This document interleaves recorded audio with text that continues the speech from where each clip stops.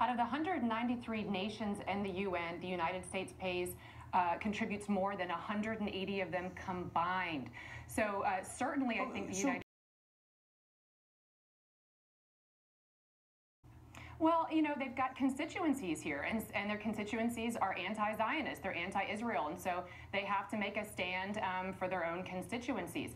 But I think that they understand now that there is going to be consequences, and for some there's going to be larger consequences than others, and I think the United States has to make an example out of at least a couple of them. You think about who voted against the United States: Japan, Germany, Britain, France. With friends like these, who needs enemies? I mean, right? I mean, I was especially, the ones you listed were the ones that I was the most disappointed in. All they had to do was abstain, because there were countries that were great allies and did abstain, like Poland, Czech Republic, Romania. And so they did have that option to do that. So it is a shame. But again, the United States doesn't take a poll to see what progressive European countries want us to do before we do it. So I think it was a great day for the United States to see that American leaders were actually doing what was right and in the interests of the United States. You made a point about being anti-Zionist. Perhaps a synonym of that is anti-Semitic.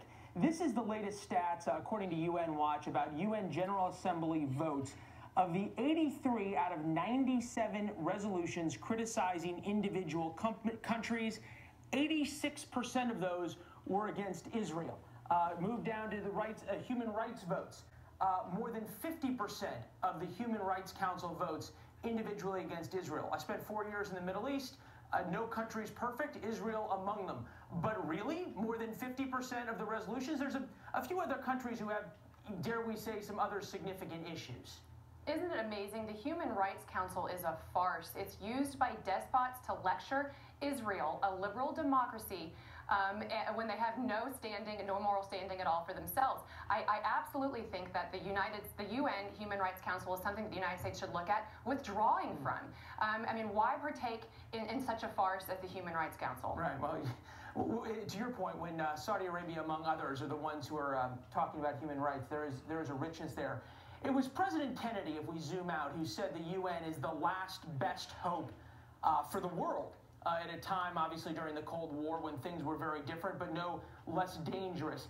Is that gone now? Is the UN no longer an honest broker? Well, the UN has become sort of a venue for these despots to vent their frustrations with Israel, with the United States, as we saw yesterday.